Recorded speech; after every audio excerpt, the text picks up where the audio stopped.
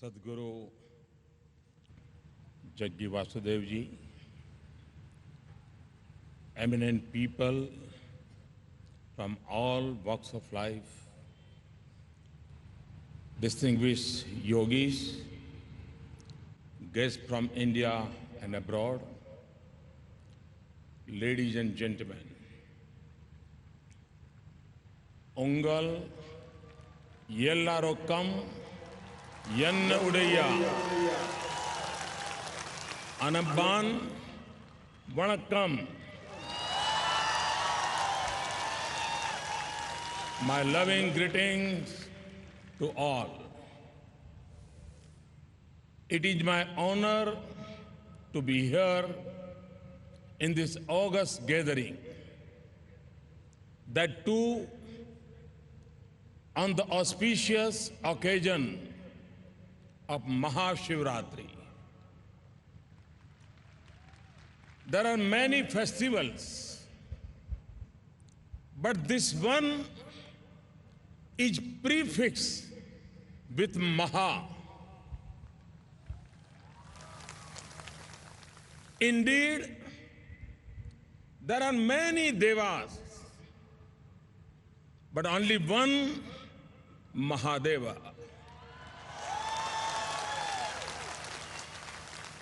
There are many mantras, but the mantra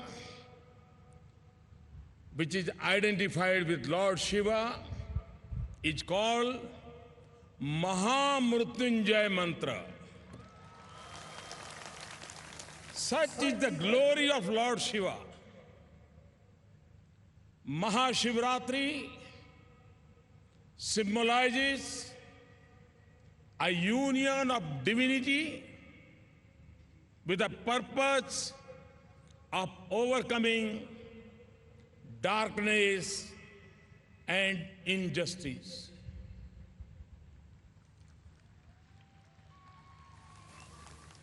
It inspires us to be courageous and fight for good. It marks the shifts of seasons from the cold to the lively spring and brightness. Mahashivratri celebrations go on for the entire night.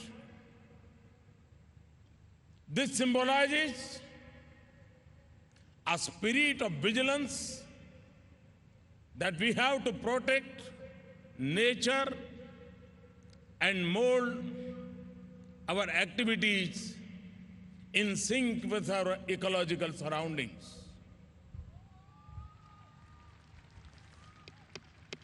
My home state, Gujarat, is the land of Somnath. The call of the people and the longing for service took me to Kashi, the land of Vishwanath. From Somnath to Vishwanath, from Kedarnath to Rameshwaram, and from Kashi to Coimbatore, where we have gathered, Lord Shiva is everywhere.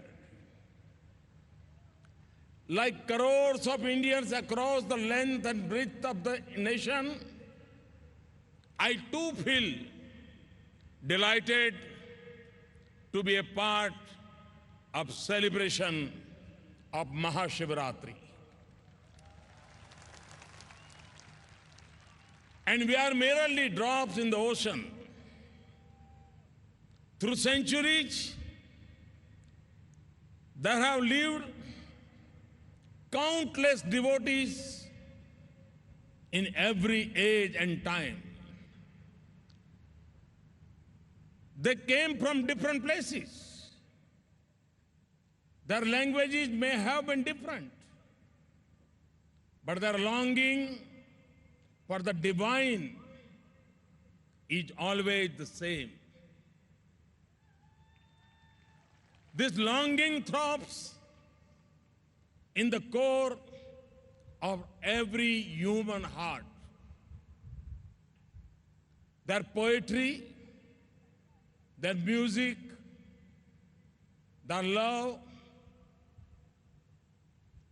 has shocked every earth. Standing here before this 112 feet face of Adi Yogi and the Yogeshwar Linga, we are experiencing a colossal presence enveloping everyone in this space.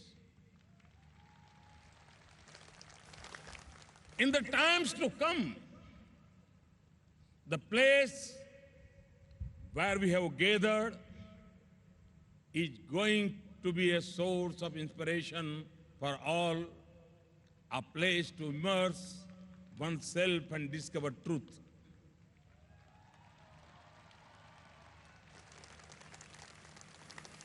यह स्थान सबको शिवमय होने के लिए प्रेरित करता रहेगा. It will remind us of the inclusive spirit of Lord Shiva. Today, yoga has come a long way. There are various definitions, types, schools of yoga, and ways to practice yoga that have emerged. This is the beauty of yoga. It is ancient, yet modern. It is constant, yet evolving. The essence of yoga has not changed. And I say this because it is utmost importance to preserve this essence. Otherwise, we may just have to discover a new yoga to rediscover the soul and essence of the yoga. Yoga is the catalytic agent ushering the transformation from Jiva to Shiva.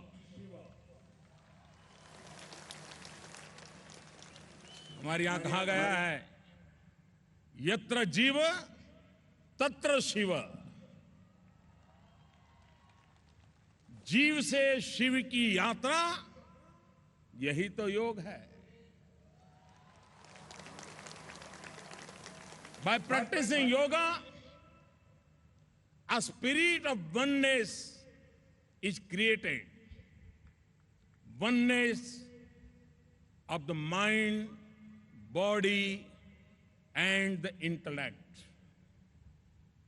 Oneness with our families, with the society we live in, with fellow humans, with all the birds, animals, and the trees, with whom we share our beautiful planet. This is yoga.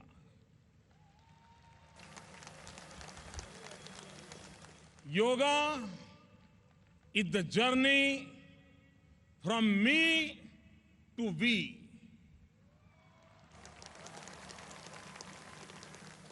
व्यक्ति से समष्टि तक ये यात्रा है.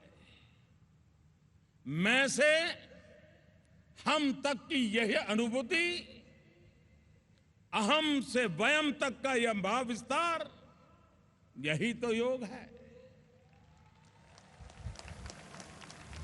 India is a land of unparalleled diversity.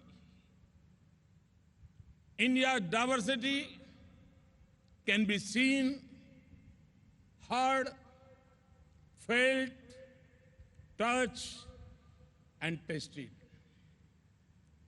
The diversity has been India's greatest strength and has also brought India together.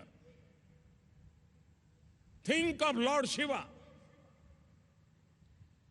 And the picture that comes to mind is that of his majestic presence at Mount Kailas in the mighty Himalayas. Think of Goddess Parvati. And you remember the beautiful Kanyakumari, which is surrounded by the vast oceans. The union of Shiva and Parvati is a union of the Himalayas with the oceans. Shiva and Parvati, this is by itself a message of oneness. And look at how this message of oneness further manifests itself. Around the neck of Lord Shiva, there is a snake. The Vahan of Lord Ganesh is the mouse. We are well aware of the frosty relations between snake and a mouse. Yet, they live together.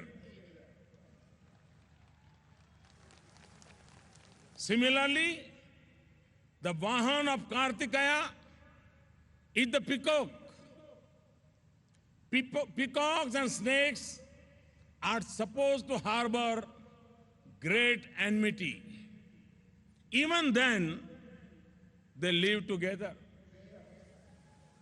The family of Lord Shiva is diverse, yet the spirit of harmony and unity is vibrant.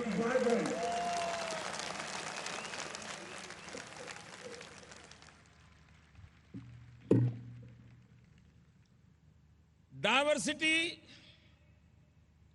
is not a cause of conflict for us. We accept it and embrace it wholeheartedly. It is a speciality of our culture that wherever there is God or goddesses, there is either an animal, a bird, or a tree that is associated with him or her. That animal, bird, or tree is also worshipped with the same spirit as the god or goddesses. There cannot be a better means to inculcate a spirit of reverence for nature. Nature equals to God. This has been firmly established by our ancestors, showing their foresight. Our scripture says, Ekam Sat Vipraha Baudha Vadanti. Truth is one. Sages call it by different names. We have been living these virtues since our childhood. And that is why compassion, kindness, brotherhood, and harmony are naturally a part of us. There are values we have seen our ancestors live and die for. These are virtues that have kept the Indian civilization alive for centuries. Our minds should always be open to new thoughts and ideas from all sides. Unfortunately, there are a select few who, in order to hide their own ignorance, take a very rigid view and destroy any scope of welcoming new thoughts and experiences. The same way, rejecting an idea just because it is ancient can be potentially harmful. It is essential to analyze it, understand it, and try to take it to the new generation in a manner in which they understand best. The progress of humanity is incomplete without the empowerment of women.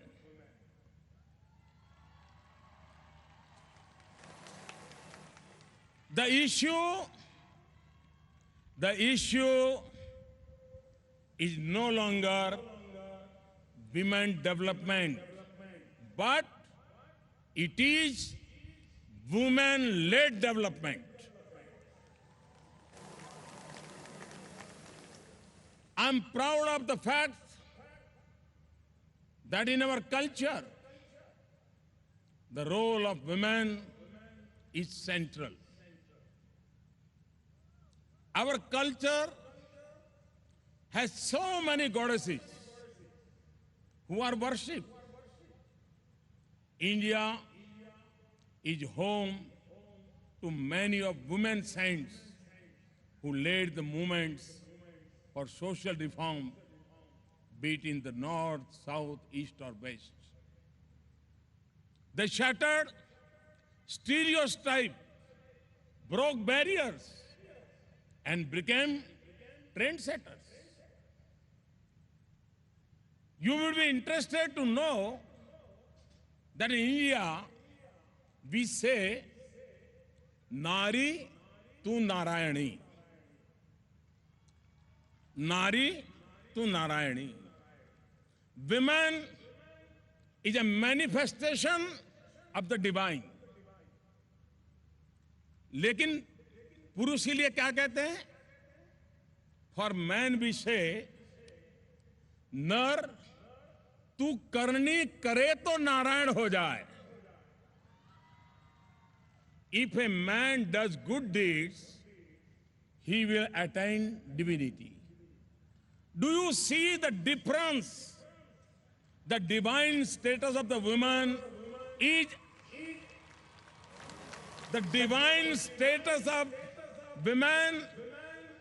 unconditional. Nari to Narayani. Whereas for man, it is conditional. He can earn it after good deeds. That is also why perhaps Sadhguru insists that one take the oath of being a mother to the world.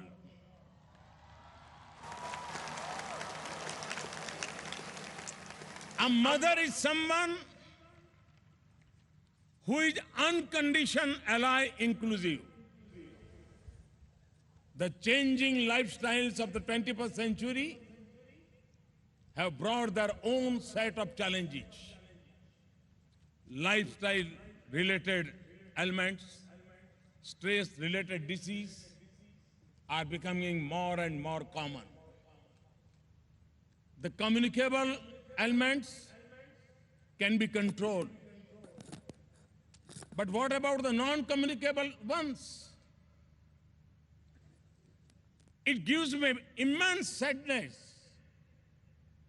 one that I cannot describe in words, when I read about people taking to substance abuse and alcohol because they are not at peace with themselves. Today, the whole world wants peace, not just peace from wars and conflict, but peace of the mind. The burden of stress takes a heavy toll, and one of the sharpest weapons to overcome stress is yoga.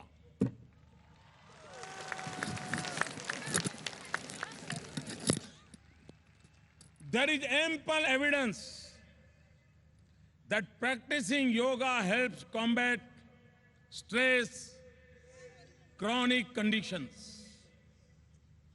If the body is a temple of the mind, yoga creates a beautiful temple. That is why I call yoga a passport. Yoga, a passport to health assurance. I'm not talking about insurance. More than being a cure ailments, it is a means to wellness. Yoga is about Rog Mukti, freedom from disease, as well as Bhog Mukti, desisting from worldly greed. Yoga makes the individual a better person in thought, action, knowledge, and devotion. It would be very unfair to see yoga only a set of exercises that keeps the body fit. You may see people can twist and turn their bodies in all sorts of fashion, but they are not all yogis. Yoga is far beyond physical exercise.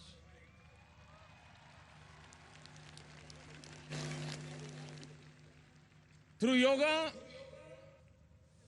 we will create a new yuga, a yuga of togetherness and harmony.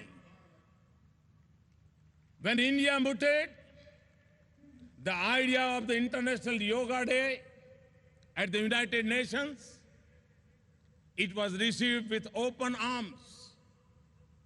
The world celebrated both the Yoga Day, 21st June 2015 and 2016, with great fervor.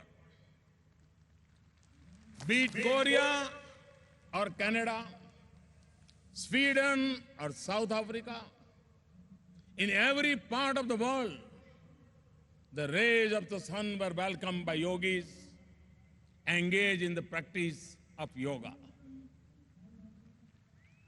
The coming together of so many nations to mark the International Day of Yoga shows the real essence of yoga, togetherness. Yoga has the potential to herald in a new yuga, a new era, a yuga of peace, compassion, brotherhood, and all-round progress of the human race. One truly remarkable thing that Sadhguru has done is, he has made yogis out of ordinary common people.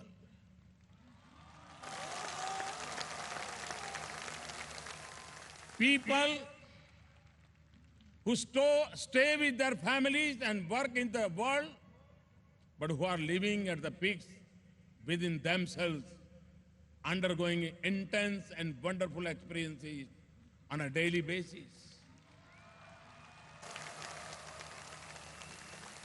Wherever one is, in whatever situation one is placed, one can be yogi. I see so many radiant and joyous faces here. I see people working with utmost love and care paying attention to the smallest of details. I see people full of energy and enthusiasm to offer themselves to a greater cause. Adi Yogi will inspire many generations to take up yoga. My gratitude to Sadhguru for bringing this to us. Thank you. Thank you very much. Pranam. Vanakkam.